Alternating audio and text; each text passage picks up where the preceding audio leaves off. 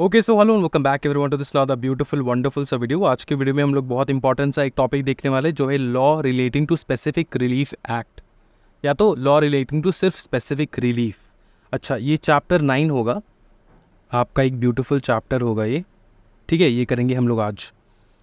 Okay, ये notes जो है आपको मिल जाएगा हमारे टेलीग्राम चैनल पे and also at the same time हमारे एप्लीकेशन पे भी मिल जाएगा। तो टेलीग्राम चैनल एप्लीकेशन का लिंक डिस्क्रिप्शन में है, ज़रूर डाउनलोड कर लेना फॉर फ्यूचर अपडेट्स एंड सब कुछ।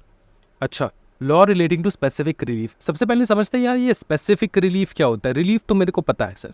रिलीफ का मतलब होता है कि मेरे को किसी प्रकार का रेमेडी वगैरह मिलना, कुछ घटना घट चुका है और उसके कारण मेरे को कुछ सहायता, कोई रिलीफ, कोई किसी प्रकार का बंदोबस्त करना जिससे मेरा तकलीफ़ कम हो पाए, है ना, जिससे मेरा तकलीफ़ कम हो पाए। तो ये होता है रिलीफ नॉर्मल भाषा में, लेमन्स लैंग्वेज में। Now we have to understand कि व्हाट इज स्पेसिफिक रिलीफ। देखो, हर लॉ में अपना अपना रिलीफ देकर रखा है, लेकिन कुछ कुछ जगह ऐसा है जहाँ पे स्पेसिफिकली रिलीफ्स मेंशन्ड है और ये एक प्रकार का एक्ट बना दिया, एक प्रकार का अलग से लॉ बना दिया जहाँ पे स्पेसिफिकली कुछ कंडीशंस में, कुछ सिचुएशंस में आपको एक प्रकार का रिलीफ मिलेगा। तो वो सिचुएशंस क्या होंगे, वो रिलीफ क्या होगा, वो सारा हम लोग देखेंगे यहाँ पे बिंदास। ठीक है, सबसे पहले भाई मेरे समझते हैं हम लोग इसको। ओके, देखो, the specific relief act 1963 is a law in India that defines and clarifies certain types of specific relief. कुछ प्रकार के स्पेसिफिक रिलीफ को डिफाइन करता है, सर्टिफाई करता है, क्लैरिफाई करता है। समझ में आ रहा है? Which is a legal remedy. एक प्रकार का क्या होता है, रेमेडी होता है ये, that seeks to enforce an obligation exactly as it was intended. Now the act is not meant to be all encompassing and other laws may provide specific remedies for specific situations. इसका मतलब ये होता है कि वैसे हम लोगों ने ये एक प्रकार का जनरल रिलीफ लॉ बोल सकते हो आप, जनरल रिलीफ रेमेडी का जो है लॉ बोल सकते हो, जनरली ये है। ठीक है, लेकिन अगर किसी स्पेसिफिक एक्ट में किसी अलग प्रकार का रिलीफ लिखा है तो वो फॉलो करना, लेकिन जनरली इसी को फॉलो करना है। ठीक है, समझ में आ रहा है? हाँ जी, समझ में आ रहा है। और ये क्या है, एक दो इंपॉर्टेंट चीज़ जो आपको बहुत ज़्यादा ध्यान में रखना होगा वो है ये कि ये एक प्रकार का स्पेसिफिक लीगल रेमेडी है, एक प्रकार का लीगली रेमेडी है। लीगली आप रेमेडी मांग सकते हो, मतलब कोर्ट से इन्फोर्स करवा सकते हो। सिंपल चीज़ है ये। लीगल रेमेडी का मतलब ये होता है कोर्ट तुमको सहायता करेगा, कोर्ट तुमको हेल्प करेगा टू गेट द रेमेडी। ये होता है आपका लीगल रेमेडी। ये क्या होता है आपका लीगल रेमेडी। क्या ये समझ में आ रहा है इतना? ओके, सुनो। That seeks to enforce obligations. Obligation लगवाता है किसके ऊपर? जिसके अगेंस्ट ये रेमेडी पास किया गया है उसके ऊपर। सिंपल भाषा में समझते भैया, तुम्हारा दिमाग जो है खुल जाएगा। अभी देखो, ये दो इंसान, ठीक है, एक जो इंसान है ना, एक जो इंसान है यहाँ पे, वो कह रहा है इस इंसान से, भाई मेरे दिखाई नहीं दे रहा है, रुक जाओ, टेंशन लेना है ज़िंदगी में, सब कुछ लेना है। अबे ये कौन सा पेन हो गया? अच्छा, क्या कह रहा है, सुनो अच्छे से। ये इंसान इस इंसान को कह रहा है कि भैया तूने मेरा डैमेज किया तो मुझको तू ही रेमेडी देगा। ये इंसान कहता है मैं रेमेडी नहीं दूंगा। तो ये इंसान इसको कहता है कोई टेंशन वाली बात नहीं, कोर्ट है, लॉ है, लीगल रेमेडी है ये, तो ये कोर्ट से मैं ऑर्डर पास करवा लूँगा फॉर माई लीगल रेमेडी। इतना समझ में आ रहा है? इतना समझ में आ रहा है, कोई दिक्कत वाली बात नहीं है। तो अगर कोर्ट जो है उसने अगर ये पकड़ लो ए, ये पकड़ लो बी, उसने अगर बी को कह दिया कि भैया तुमको तो रेमेडी देना है, तुमको तो रेमेडी देना है, तो ऑब्लिगेशन किसके ऊपर है? ऑब्लिगेशन किसके ऊपर है? Question mark. ऑब्लिगेशन किसके ऊपर है? सिंपल चीज़ है सर, ऑब्लिगेशन बी के ऊपर है, बी के ऊपर ऑब्लिगेशन है कि बी डैमेज का पेमेंट करेगा। कैसे? रेमेडी, है ना। तो ऑब्लाइज्ड कौन है? बी। तो इसका मतलब यही है टू एनफोर्स करना, एक प्रकार का ऑब्लिगेशन, ठीक है। तो ये स्पेसिफिक रिलीफ क्या करता है? एनफोर्स करता है एक प्रकार का ऑब्लिगेशन। किसके ऊपर ऑब्लिगेशन होगा? जिसने डैमेज किया उसको, उसके ऊपर होगा ऑब्लिगेशन, मतलब ड्यूटी। सर बहुत ज़्यादा बवाल, बहुत ईजी, आगे बढ़ो। एक एग्जाम्पल के तौर पे समझते हैं, आपके खोपड़ी में बहुत अच्छे तरीके से घुसेगा। देखो सिंपल चीज़ है भाई मेरे। Imagine you make a deal with someone. Now this law, the specific relief act of 1963 helps you to get exactly what you agreed on। मतलब तुमने डील किया किसी के साथ, डील में तुमको लिखा होगा ना कि क्या डील था। तो उस देखो नॉर्मली कोर्ट में तुम जाओगे ना, अगर अलग प्रकार के लॉ से, एक्ट से तुम रिलीफ मांग रहे हो तो वहाँ पे कंपेंसेशन मिलेगा, कुछ अलग अलग चीज़ मिल जाएगा, ठीक है, एज रेमेडी। लेकिन स्पेसिफिक रिलीफ एक्ट से जब तुम अपना रेमेडी मांगोगे ना, तो एग्जैक्टली तुमको वही मिलेगा जो डील में था, जो तुमने डील किया था। Imagine you make a deal with someone. This law, the Specific Relief Act of 1963, helps you to get exactly what you agreed on. Helps you to get what you agreed on. Okay? If the other person tries to back out, it doesn't cover everything though, and other law might handle specific situation differently. Got it? हाँ जी, completely समझ में आ चुका है। देखो इसका मतलब ये कि अगर जो दूसरा इंसान है ना, जो तुम्हारा पार्टी है, दूसरा पार्टी है, वो अगर बैकआउट करने की कोशिश करे तो ये इस एक्ट के तहत तुमको वही मिलेगा, लॉ के तहत तुमको वही मिलेगा जो डील में लिखा होगा। समझ में आ रहा है? और ये कैसे मिलेगा? कोर्ट में जाओगे, वो लोग तुमको देंगे, है ना। समझ में आ रहा है? तो ये सिंपल चीज़ है, कोई मतलब रॉकेट साइंस नहीं है। फिर हम लोग देखेंगे इस एक्ट में हम लोग क्या क्या पढ़ेंगे, एक बार देख लेते भैया। सिंपल चीज़ है सर, कोई रॉकेट साइंस तो है नहीं सर। देखो, under the specific relief act 1963 remedies have been divided as specific relief section 5 से लेकर 35 तक एंड प्रिवेंटिव रिलीफ सेक्शन 36 से लेकर 42 तक। There are recovering possession of property section 5 to 8। Section 5 से लेकर 8 तक जो भी प्रोविजंस है वो प्रोविजंस है relating to recovering possession of properties से रिलेटेड। सेक्शन 9 से लेकर 25 जो है वो कहता है स्पेसिफिक परफॉर्मेंस ऑफ कॉन्ट्रैक्ट्स।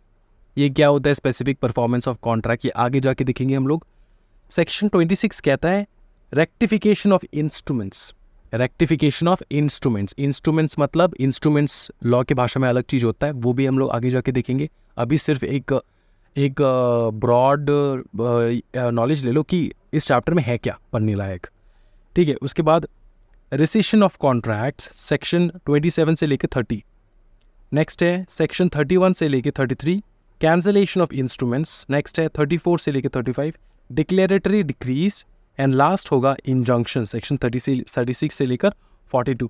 तो नॉर्मली अपने को इतना पता है भाई मेरे कि सेक्शन 5 से लेकर 35 तक स्पेसिफिक रिलीफ है, सेक्शन 36 से लेकर 42 तक प्रिवेंटिव रिलीफ है। क्या बताओ? Preventive relief. प्रिवेंटिव रिलीफ का मतलब क्या होता है? प्रिवेंटिव रिलीफ का मतलब ये होता है कोई घटना घटने से पहले उसको प्रिवेंट करना। आगे जाके और ब्यूटीफुली देखेंगे हम इसको। ओके, सबसे पहले स्पेसिफिक रिलीफ एंड डिफेंस। सबसे पहले हम लोग इमूवेबल प्रॉपर्टी के बारे में सीखेंगे। क्या बताओ? Immovable property. इससे रिलेटेड जो भी स्पेसिफिक रिलीफ है वो हम लोग सीखने वाले हैं।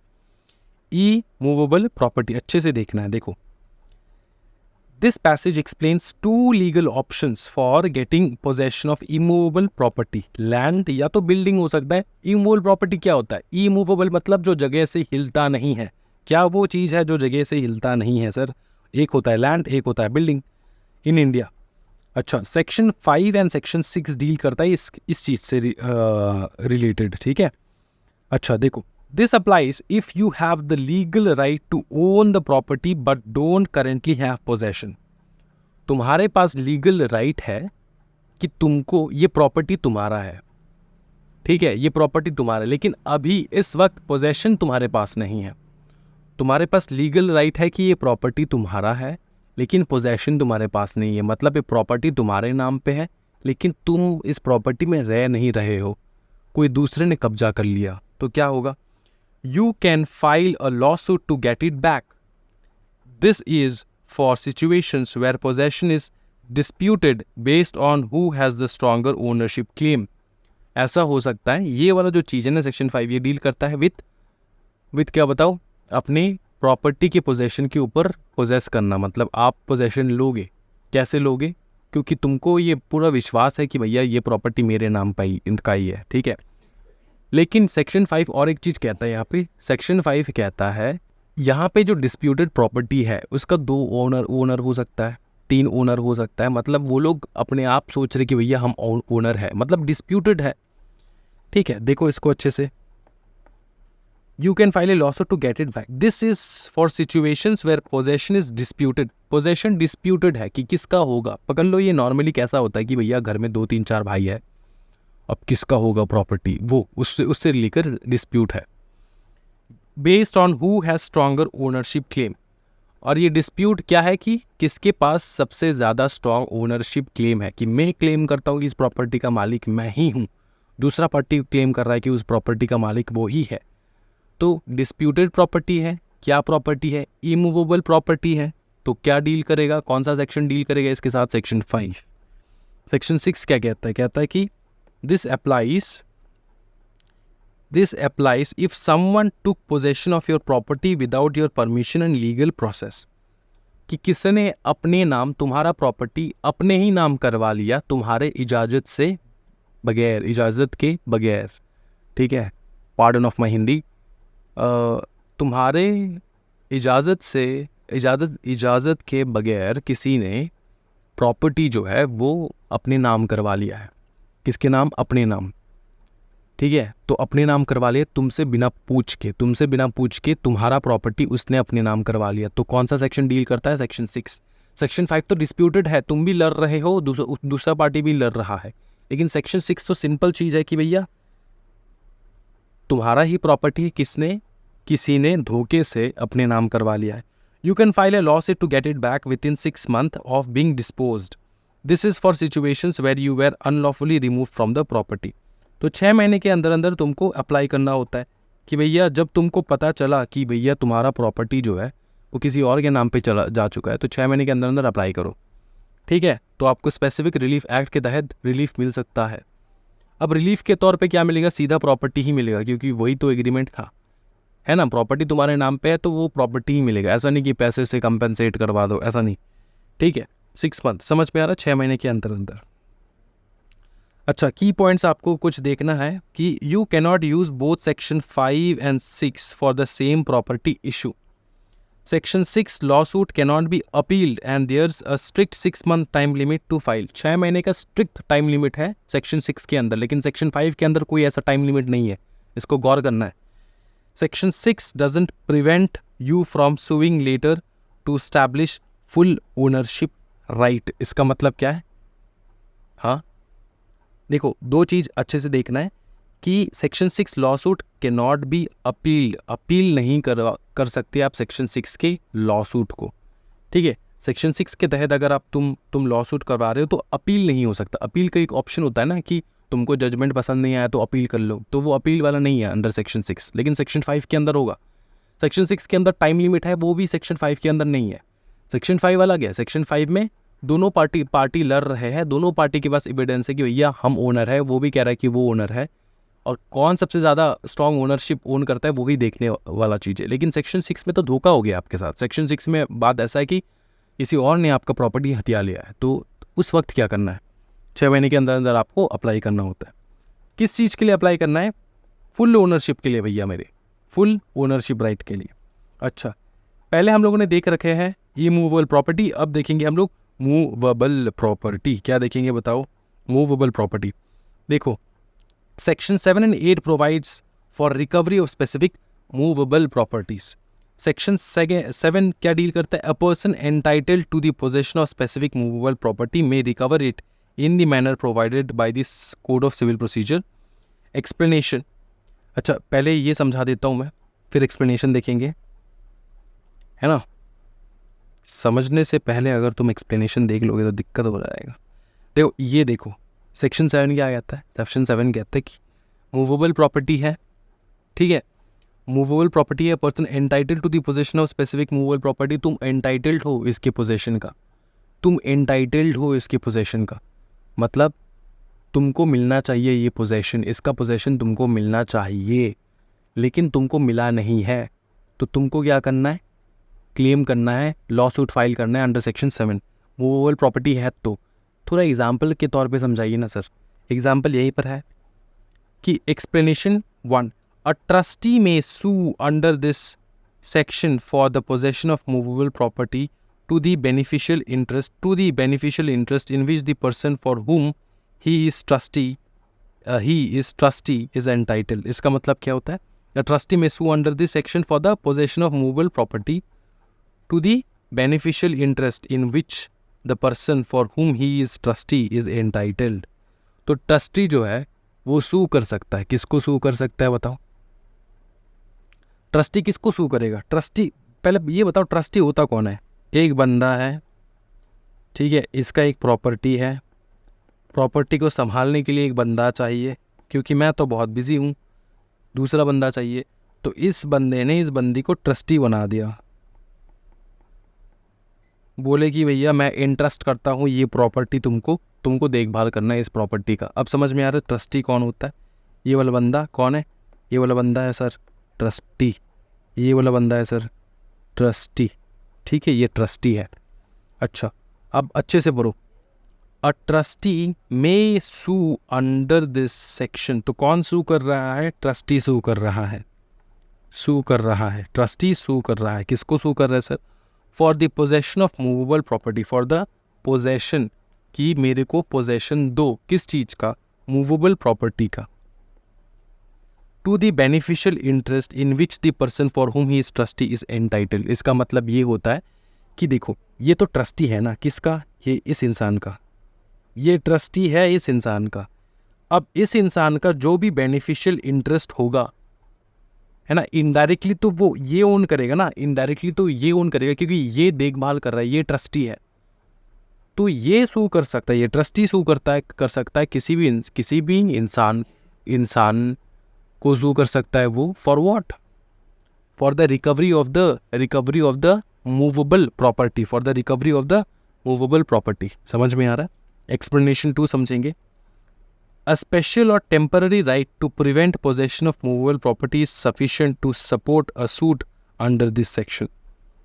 ध्यान रखना, ये एक प्रकार का एक्सप्लेनेशन है। एक्सप्लेनेशन में बता रहे कि एक प्रकार का प्रोविजन है। प्रोविजन क्या है कि देखो, अगर तुम्हारे पास किसी प्रकार का टेम्पररी राइट है, क्या बताओ? टेम्पररी राइट है। टेम्पररी राइट मतलब फॉर एवर के लिए तुम ओनर नहीं हो, टेम्पररी तुम्हारे पास राइट है, क्या तुम अप्लाई कर सकते हो under this section, under section 7? हाँ। तो टेम्पररी राइट का मतलब ये होता है कि अगर तुमको किसी भी मूवेबल प्रॉपर्टी के ऊपर टेम्पररी राइट दिया जाए, टेम्पररी ओनरशिप दिया जाए, तो क्या तुम अप्लाई कर सकते हो, तुम फाइल कर सकते हो, तुम लॉ सूट फाइल कर सकते हो अंडर दिस सेक्शन? हाँ 7। सर एक चीज़ बताओ ना सर, एक चीज़ क्लियर कर दो कि मेरे को टेम्पररी राइट मिल रहा है किस चीज़ का? मूवेबल प्रॉपर्टी का। अच्छा, मूवेबल प्रॉपर्टी का मिल रहा है टेम्पररी राइट, हाँ जी, ओके। तो मैं लॉ सूट क्यों फाइल करूँगा? क्योंकि जो टेम्पररी राइट तुमको मिला है ना किसी भी मूवेबल प्रॉपर्टी का, वो राइट कोई और छीन रहा है तुमसे, वो राइट कोई और छीन रहा है तुमसे, तो तब तुम जाके क्या करोगे? उस राइट को रिकवर करने के लिए, भले ही टेम्पररी राइट हो लेकिन तुम्हारे पास राइट है ना, तो राइट को रिकवर करने के लिए तुम लॉ सूट फाइल कर सकते हो, ठीक है। अच्छा एक चीज़ याद रखना, तो 2 चीज़ हम लोगों ने सीखा, एक है टेम्पररी राइट के बारे में, दूसरा है ट्रस्टी के बारे में। ट्रस्टी भी अप्लाई कर सकते हैं अंडर सेक्शन 7 और टेम्पररी राइट का जो ओनर है वो भी अप्लाई कर सकते हैं अंडर दिस सेक्शन। एग्जाम्पल के तौर पे समझे, सुनो, X pledges his bike to Y for 1 lakh rupees. ठीक है, एक्स ने क्या किया? प्लेज किया। प्लेज का मतलब क्या होता है सर? प्लेज का मतलब बहुत इंपॉर्टेंट होता है, समझ लो, मैं समझा रहा हूँ। एक प्रकार का सिक्योरिटी देना। क्या बताओ? एक प्रकार का सिक्योरिटी एक प्रकार का सिक्योरिटी देना। समझो, एक्स ने अपना बाइक को एज अ सिक्योरिटी दिया, किसको? वाई को। एक्स ने अपना बाइक वाई को दिया एज अ सिक्योरिटी, प्लेज किया। कितने रुपए के लिए? 1 लाख रुपीज़ के लिए। तो वाई ने एक्स को 1 लाख रुपीज़ दिया होगा। हाँ सर, करेक्ट है। अब देखो, वाई ने वाई को दिया ना बाइक, अब बाइक का दाम तो ज़्यादा ही होगा, 2-3 लाख हो सकता है। पकड़ लो, हाँ जी, कॉन्टिनेंटल जीटी चला रहा है बंदा, वही बाइक जो है उसने गिरवी रख के 1 लाख रुपए लिया।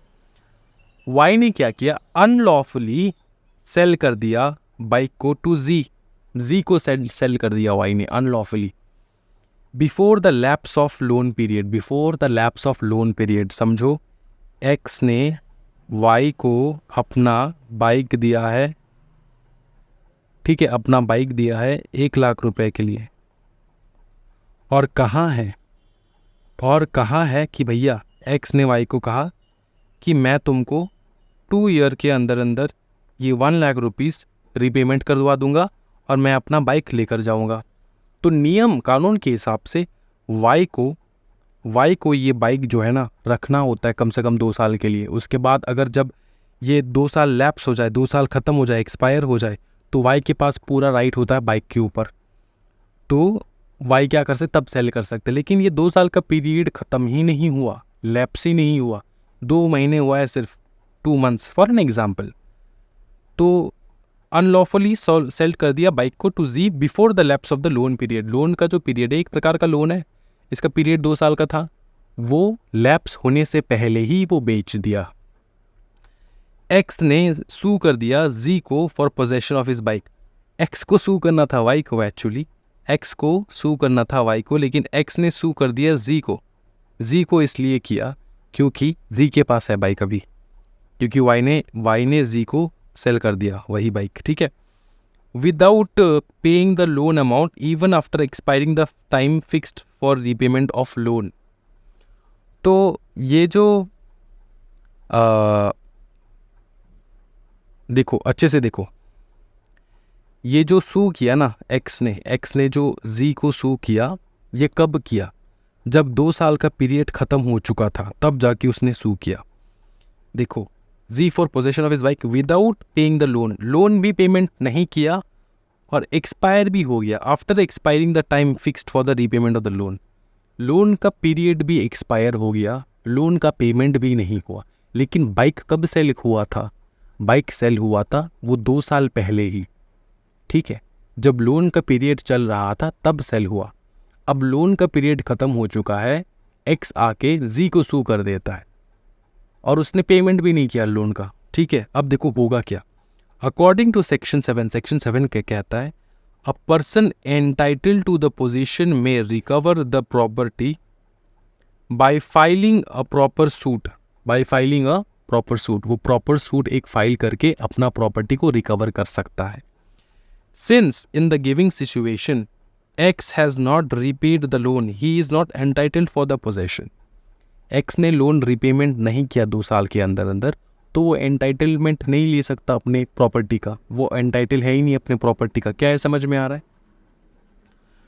फिर से देखो, since in the giving situation x has not repaid, अगर उसने रीपेमेंट करवा दिया होता 2 साल के अंदर अंदर, तो वो बाइक का पूरा ले सकता था, वो अंडर स्पेसिफिक रिलीफ वो मांग सकता था अपना राइट, अपना बाइक, ठीक है, अंडर सेक्शन 7। लेकिन सेक्शन 7 कहता है भैया टाइम पीरियड खत्म हो चुका है, तुमने पेमेंट भी नहीं किया।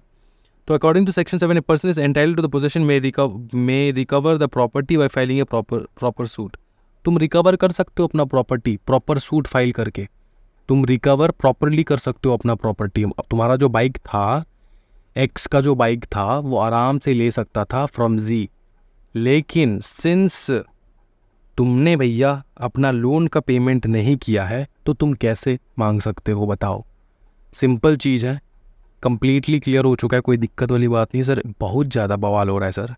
फिर देखो नेक्स्ट हम लोग क्या देखेंगे topic, liability of person in possession not as owner to deliver to person entitled to immediate possession.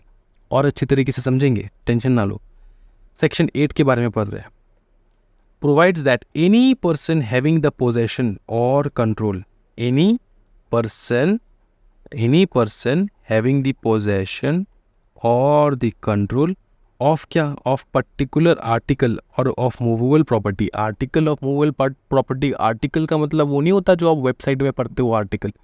Article का मतलब यहाँ पे प्रॉपर गुड्स है, सामान को यहाँ पे आर्टिकल कहा जा रहा है, ठीक है। Article of movable property of which he is not the owner, of which he is not the owner. फिर से पढ़ो देखो, any person having the possession or control, कोई भी इंसान जिसके पास पोजेशन है और कंट्रोल है। क्या क्या है बताओ सर? पोजेशन भी है, कंट्रोल भी है। क्या क्या है सर, फिर से बताओ? पोजेशन भी है और कंट्रोल भी है। Of a particular article of movable property of which he is not the owner. Possession है, कंट्रोल है, किस चीज़ का? एक मूवेबल प्रॉपर्टी के ऊपर जो तुम ओनर नहीं हो, जो तुम उसका ओनर ही नहीं हो। may be compelled specifically to deliver it to a person entitled to its immediate possession. Immediate possession. तो तुमको कंपेल किया जा सकता है। फिर से बताओ सर, तुमको कंपेल किया जा सकता है कि तुम इमीडिएटली, तुमको कंपेल किया जा सकता है कि तुम इमीडिएटली पोजेशन ट्रांसफ़र करो उस इंसान को जिस इंसान का हक है इस प्रॉपर्टी के ऊपर। ठीक है, समझ में आ रहा है? ये सेक्शन 8 कहता है। सेक्शन 8 कह रहा है कि भैया तुम्हारे पास पोजेशन है, कंट्रोल है एक मूवेबल प्रॉपर्टी के ऊपर जिसका तुम ओनर ही नहीं हो, तो सेक्शन 8 कहता है कि अभी के अभी इस मूवेबल प्रॉपर्टी को ट्रांसफ़र करो उस इंसान के पास जिसका ये प्रॉपर्टी है, जो वो रियल ओनर है। समझ में आ रहा है? इमीडिएट पोजेशन दे दो, ठीक है, जिसका एंटाइटलमेंट है इस प्रॉपर्टी के ऊपर। एंटाइटलमेंट मतलब हक है उस प्रॉपर्टी के ऊपर। तो अब ये टॉपिक समझ में आ रहा है? Liability of person in possession not as owner. Possession है प्रॉपर्टी का लेकिन वो ओनर नहीं है। To deliver the person entitle to immediate possession, तो इसको डिलीवर करना, किसको डिलीवर करना? जिसका जो एंटाइटल है इस प्रॉपर्टी के ऊपर, ठीक है, टू रिसीव द प्रॉपर्टी। अच्छा, आगे देखेंगे। When the thing claimed is held by the defendant as a agent or trustee of the plaintiff, तो मतलब क्या? एजेंट और ट्रस्टी के बारे में बात कर रहे हैं। एजेंट और ट्रस्टी कौन होता है? वो इंसान होता है जिसके पास पोजेशन होता है लेकिन वो ओनर नहीं है। तो अगर मैंने आपको ट्रस्टी बनाया, मैंने आपको एजेंट बनाया मेरी प्रॉपर्टी का, और बाद में मैं अपना प्रॉपर्टी मांग रहा हूँ, आप कह रहे हो मैं नहीं दूंगा, तो सेक्शन 8 के तहत मैं रिलीफ मांगूंगा। सेक्शन 8 तुमको डायरेक्ट करेगा प्रॉपर्टी वापस करो। तुम्हारे पास पोजेशन ज़रूर है लेकिन तुम ओनर तो नहीं हो ना, इमीडिएटली प्रॉपर्टी को ट्रांसफ़र करो तो अपने पास, मेरे पास प्रॉपर्टी आ जाएगा। सिंपल चीज़ है। नेक्स्ट है when compensation in money would not afford the plaintiff's adequate relief for the loss of the thing claimed. फिर से देखो अच्छे से, compensation in money would not afford the plaintiff adequate relief। इसका मतलब ये है कि ट्रस्टी मेरे को कह रहा है, वो ट्रस्टी का एग्जांपल लेते, दिमाग में छप चुका होगा। ट्रस्टी मतलब वो इंसान जिसको मैं कंट्रोल दे रहा हूँ मेरे प्रॉपर्टी का, क्योंकि मैं बिजी हूँ, मैं बाहर रहता हूँ, मेरे पास टाइम नहीं है इस प्रॉपर्टी को संभालने के लिए, तो मैंने किसी और को ट्रस्टी बना के चलवा दिया। बोला कि तू प्रॉपर्टी को देख, संभाल, वहाँ पर रह। अच्छा, लेकिन वो प्रॉपर्टी जो है उसका हो जाएगा क्या? नहीं, मेरा ही प्रॉपर्टी, मैंने उसको ट्रस्टी बनाया, लेकिन ट्रस्टी ऐसा बिहेव कर रहा है जैसे प्रॉपर्टी उसी का है, जैसे प्रॉपर्टी उसी का। फिर से बताओ, ट्रस्टी ऐसे बिहेव कर रहा है जैसे प्रॉपर्टी मानो उसी का है। तो उस वक्त क्या करेंगे हम लोग? हाँ जी, हम रिलीफ मांगेंगे अंडर सेक्शन 8। सेक्शन 8 पे और एक चीज़ कहता है कि सुनो, ये जो इमीडिएटली तुमको प्रॉपर्टी मुझको देना है ना, ट्रस्टी सुनो, कोर्ट डायरेक्ट कर रहा है ट्रस्टी को कि इमीडिएटली प्रॉपर्टी इसको वापस करो। ट्रस्टी कह रहा है कि सर मेरे पास प्रॉपर्टी नहीं है, कंपेंसेशन दे देता हूँ मैं, प्रॉपर्टी के जो भी प्रॉपर्टी होगा उसका कंपेंसेशन मैं दे देता हूँ, पैसा दे देता हूँ। तो when compensation in money would not afford the plaintiffs adequate relief, इसका मतलब ये होता है कि कंपेंसेशन मेरे को चाहिए ही नहीं। मैं कौन हूँ? प्लेंटिफ, मैंने तुम्हारे ऊपर केस किया, तुम मेरे ट्रस्टी हो, तो कंपेंसेशन मेरे को चाहिए नहीं। तुमको मेरे को मेरा प्रॉपर्टी देना ही है। तो सेक्शन 8 के तहत कंपेंसेशन नहीं मिलेगा प्रॉपर्टी के लिए, और मेरे को चाहिए भी नहीं। मेरे को चाहिए अपना प्रॉपर्टी। तो प्रॉपर्टी चुपचाप मेरे हवाले कर देना है, ठीक है। फिर देखो,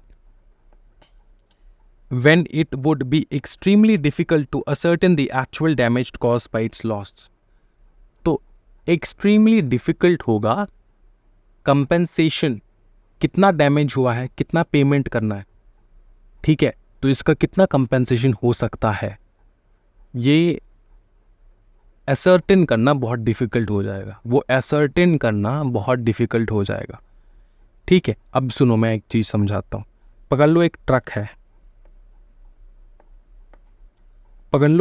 है, ठीक है। एक ट्रक है, ट्रक में बहुत सारे आलू है, आलू पोटैटोस, ठीक है। मैंने एक इंसान को कहा, सुनना, ये जो आलू है ना, तू ये 1 हफ्ते के लिए देख के रख, तेरे घर पे रख, मैं तेरे को ट्रस्टी बना रहा हूँ इस चीज़ का, और मैं 1 हफ्ते बाद आके लेता हूँ। तो मैंने इस बंदे को ट्रस्टी बनाया। फॉर एग्जांपल, ट्रस्टी नहीं भी हो सकता है कोई और, मतलब नॉर्मली ट्रस्टी ही होगा, ऐसा कोई दरकार नहीं है। हाँ, एज अ ट्रस्टी अगर तुम अपॉइंट करोगे तो ट्रस्टी कहलाएगा वो बंदा, वरना नॉर्मल इंसान भी हो सकता है जिसको तुमने एंट्रस्ट करके दिया है, मतलब उसको ट्रस्ट करके दिया है कि भैया तुम रखो अपने पास, मैं 1 हफ्ते बाद आके लूँगा। अच्छा, तो टेम्पररीली एक चीज़ बताओ, इस प्रॉपर्टी का, ये जो ट्रक फुल ऑफ आलू है, इसका ओनर कौन है? वो दूसरा बंदा जिसको मैंने बोला है कि तू ये देख कर रख। अभी तू फिलहाल ओनर नहीं, मतलब पोजेशन इसके पास है। अब जब मैं 1 हफ्ता बाद आया, देखा कि ट्रक आधा है, ट्रक में आधा आलू है, आधा उसने बेच दिया। तो मैं गया कोर्ट में, ठीक है, कोर्ट में गया। अब कोर्ट कह रहा है कि सुन, तू इसको कंपेंसेशन दे दे, जितना आलू तूने बेचा है उसका पैसा इसको दे दे।